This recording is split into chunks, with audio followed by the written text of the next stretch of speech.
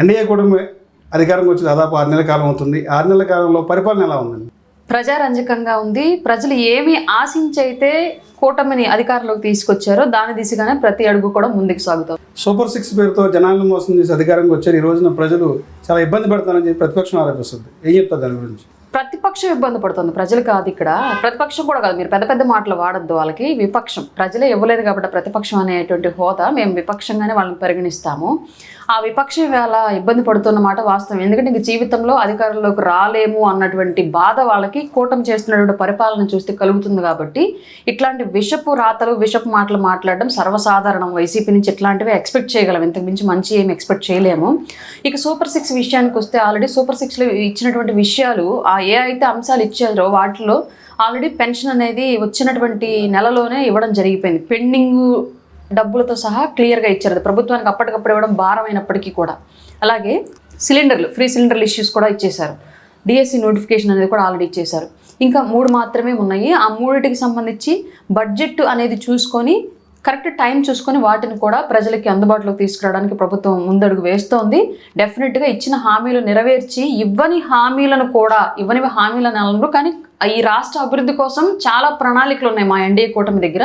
వాటన్నింటినీ అమలుపరచడానికి సర్వశక్తులు ఒడ్డి మా ముఖ్యమంత్రి గారు, మా ఉప ముఖ్యమంత్రి గారు ఇరువురు కూడా నిరంతరం కృషి చేస్తూనే ఉన్నారు ప్రధానమంత్రి గారి సహకారంతో ఈ రాష్ట్రం కోసం. మేడం, సూపర్ 6లో భాగంగా నీకు 15,000 ఆ పథకం ఎంతవరకు వచ్చింది? లేదు సార్, అది నెక్స్ట్ విద్యా సంవత్సరం నుంచి అమలు వచ్చింది. నేను ఒక్క విషయం మిమ్మల్ని అడుగుతున్నాను, యాజ్ ఏ సిటిజన్గా అండ్ మీడియా పర్సన్గా మీరు చెప్పండి దీనికి ఆన్సరు. జగన్మోహన్ రెడ్డి అనే వ్యక్తి 2019 ఏప్రిల్లో వచ్చాడు అధికారంలోకి. అప్పుడు అతను పెట్టినటువంటి అమ్మఒడి పథకం ఏ టైంలో 2020 జూన్లో ఇచ్చాడు. సంవత్సరం తర్వాత ఇస్తే ఆ రోజు ఎవరూ క్వశ్చన్ చేయలేదాన్ని. ఎందుకంటే ప్రభుత్వం ఆ టైంలో ఉన్నటువంటి పరిస్థితుల్ని అపోజిట్ పార్టీలు అని ప్రజలు కూడా అర్థం చేసుకున్నారు. ఇవాళ ప్రజలు అర్థం చేసుకుని మౌనంగా ఉన్నప్పటికీ కూడా గత ప్రభుత్వం ఇచ్చినటువంటి సమయము ఇప్పుడు ఇంకా కూడా గడవనప్పటికీ కూడా ఈ ప్రభుత్వానికి సంవత్సరం ఇంకా కాలేదు. అయినప్పటికీ కూడా ముందు ప్రజల్ని రెచ్చగొట్టాలి, ప్రజల్లో వ్యతిరేకత పెంచాలి, ప్రభుత్వం మీద విషం చల్లాలి అన్నటువంటి ఒకే ఒక్క ఎజెండాతోటి ప్రతిపక్షంగా తన బాధ్యత ఏంటి అన్నది నిర్వర్తించడం కూడా మానేసి కేవలం విషం చల్లటమే బాధ్యతగా పెట్టుకున్నటువంటి వైసీపీ చేస్తున్నటువంటి ప్రచారం ఇది.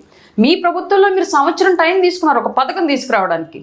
పైగా పెన్షన్ కూడా అప్పుడు పెంచలేదు మీరు, సంవత్సరానికి ఇన్స్టాల్మెంట్లు రూపంలో పెంచుకుంటూ వచ్చారు. అవును, బట్ ఇవాళ మా ప్రభుత్వం ఫస్ట్ మంత్లోనే పెంచేసింది. ఇది ఆర్థికంగా ప్రభుత్వం మీద పడే భారం అయినప్పటికీ కూడా ప్రజల్లో లబ్ధిదారుల సంతోషమే ముఖ్యం, వాళ్ళ అవసరాలే ముఖ్యం అన్న ఉద్దేశంతో ఆ భారం మోస్తూ ప్రభుత్వం ఇచ్చేసింది.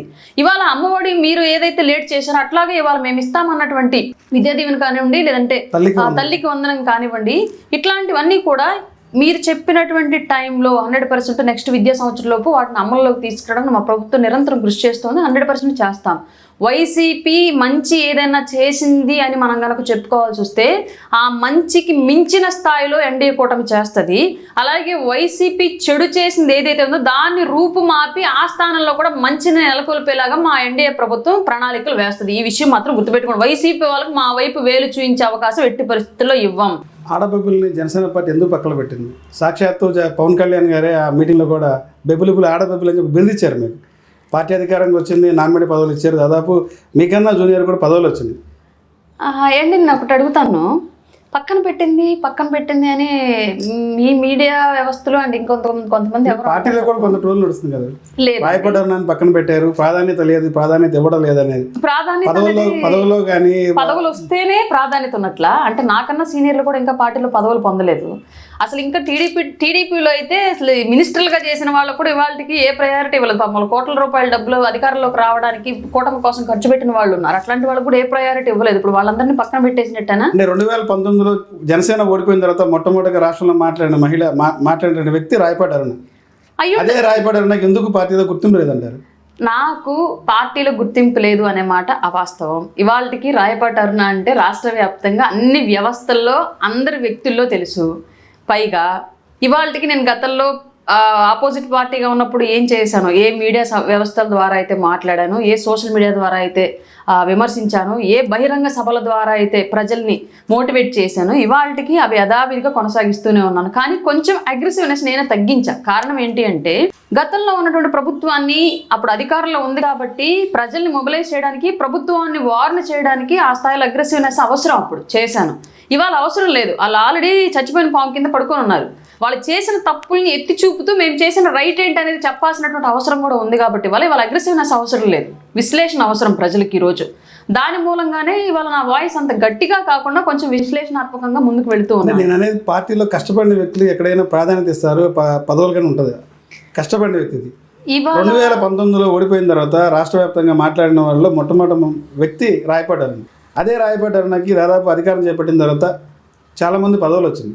ఫస్ట్ లిస్ట్ అయిపోయింది, సెకండ్ లిస్ట్ అయిపోయింది, రేపు మళ్ళీ థర్డ్ లిస్ట్ రేపు జనవరిలో కూడా ఉంది. మీరు చెప్పినట్లుగా పదవులు ఇవ్వడమే గనక ప్రయారిటీ ఇవ్వడం అనుకుంటే మాత్రం అది ఖచ్చితంగా అపోహగానే నేను భావించుకుంటాను. పార్టీలో నాకు ఉన్నటువంటి గౌరవ మర్యాదలు ఎక్కడా తగ్గలేదు. కొంత ప్రచారం కూడా ఉంది, రాయపాటారు పక్కన పెట్టారు, పార్టీ పక్కన పెట్టింది. ఏమీ ఉండదు. నన్ను పక్కన పెట్టడానికి అసలు పార్టీలో ఎవరు కూడా ఆ సాహసం చేయలేరు. అది చేస్తే కళ్యాణ్ గారే చేయాలి. కళ్యాణ్ గారు నాకు ఎంత గౌరవం ఇస్తారో అందరికీ తెలుసు ఇవాళకి కూడా. కాబట్టి అట్లాంటివి ఏమీ కూడా మా పార్టీలో ఏం జరగలేదు. ఫస్ట్ది ఇంకా 2 లిస్టులు ఉన్నాయి, వస్తుందో రాదు నాకు కూడా తెలీదు. వచ్చినా ఇంకొక బాధ్యత నన్ను అప్పచెప్పారు కూటమి తరపున అని చెప్పేసి అనుకుంటాను. రాకపోయినా పార్టీ పరంగా నేను చేయాల్సింది ఇంకా ఏదో ఉంది, దాన్ని ఇంకా గొప్పగా చేయాలని చెప్పేసి ముందుకెళ్తాను తప్ప పదవులేవో నా పనితీరుని కట్టడ చేస్తాయి, పదవులేవో నా పనితీరుని ముందుకు తీసుకెళ్తాయని నమ్మేటువంటి వ్యక్తిని అయితే నేను కాదు. నిరంతరం పవన్ కళ్యాణ్ గారు అడుగుజాడల్లో ఆయన ఆశయాల సిద్ధాంతాలు ప్రజల్లోకి తీసుకెళ్ళడం నిరంతరం నా పోరాటం ఎట్లాగే కొనసాగిద్ది. ఇక పదవుల విషయానికి వస్తే కుల సమీకరణాలు, సీనియరు జూనియరు, పార్టీలో వచ్చేటువంటి 3 పార్టీల పొత్తులో ఉన్నటువంటి పర్సెంటేజ్, ఇలా ఎన్నో కారణాలు ఉన్నాయి కాబట్టి వాటిల్లో మేబీ నాకు ఈ టైం వరకు రాకపోవడానికి ఆ కారణాల దృష్ట్యా ఏమైనా లేట్ జరిగి ఉండొచ్చు. ఇంకేదైనా అంతర్గతంగా వేరే కారణాలు ఏమైనా ఉన్నా సరే అవన్నీ కూడా కన్సిడర్ చేసే వ్యక్తి పవన్ కళ్యాణ్ గారు అయితే కాదు. నిజంగానే ఆయన నాకు ప్రభుత్వంలో ఒక బాధ్యత అప్పగించాలని కూడా 100% అప్పగిస్తారు. లేదు నా సేవలు పార్టీ కోసం కొనసాగించాలి అనుకుంటే 100% నాకు ఇచ్చే ప్రయారిటీ ఇస్తూనే ఇలాగే కొనసాగిస్తారు. ఇది నేనైతే కన్సిడర్ చేసుకోవట్లేదు. అసలు పదవులు అనేవి నా పనితీరుని ఏ విధంగా కూడా ప్రభావితం చేయలేవు. అంటే పార్టీ అధికారం చేపట్టిన తర్వాత, అధికారంకి వచ్చిన తర్వాత కళ్యాణ్ గారు మీతో మాట్లాడారు, పార్టీకి ఎంతో కష్టపడారు, పార్టీ అధికారులు కృషి చేశారు, మీడియా పరంగా కానీ పార్టీ పరంగా కానీ ఎలక్షన్ పోల్ మేనేజ్మెంట్లో కానీ. అధికారంలోకి వచ్చిన తర్వాత పవన్ కళ్యాణ్ గారు ఎంత బిజీగా ఉన్నారో అందరూ చూస్తూనే ఉన్నారు. పర్టికులర్గా నేను ఇప్పుడు ఏమి ఎలివేషన్ కూడా ఇవ్వాల్సిన అవసరం లేదు. నిరంతరం ఆయన చేస్తున్నటువంటి కృషి, పోరాటం, శ్రమ కనిపిస్తూనే ఉంది ప్రతి ఒక్కరికి. ఎలక్షన్ అయిపోయిన తర్వాత కళ్యాణ్ గారిని 2 సార్లు కలిశాను. ఒకటి ఆయన ప్రమాణ స్వీకారం రోజు, 2 మా ఒంగోలు నుంచి బాలినేని శ్రీనివాసరెడ్డి జాయినింగ్ రోజు. ఈ 2 సార్లు ఎదురుపడడం, మాట్లాడడం జరిగింది. ఆ టైంలో అప్పుడున్నటువంటి ఆ స్పేస్లో మేము వ్యక్తిగతంగా నా పదవుల గురించో ఇంకొక విషయాల గురించి ఆయన నాతో మాట్లాడేటువంటి అవకాశం రాలేదు. మాట్లాడనంత మాత్రాన ఆయన దృష్టిలో నేను కలిశానండి. 2 సార్లు కలిశాను. ఆఫ్టర్ రిజల్ట్స్ నేను 2 సార్లు కలిశాను కళ్యాణ్ గారిని. నాకు ఇప్పటికి కూడా ఎలాంటి ఇబ్బంది పార్టీ వ్యక్తుల నుంచి కానీ పార్టీ ఆఫీస్ నుంచి కానీ ఏమీ లేదండి. ఏదన్నా ఉన్నా సరే జనరల్గా పోటీ తత్వంలో ఎదురయ్యేటువంటి చిన్న చిన్న అవాంతరాలే తప్ప అంతకుమించి ఏమీ ఉండవు. అంటే మీకు పదవులు రావడానికి ఎవరైనా అడ్డుపడటం ఎలా ఉన్నారు పార్టీలు ఏదన్నా వేరే? లేదండి, అట్లాంటివి ఏమీ నేను ఊహించను. అట్లాంటివి ఏమైనా ఉంటే అని కూడా నేను అనుకోవట్లేదు.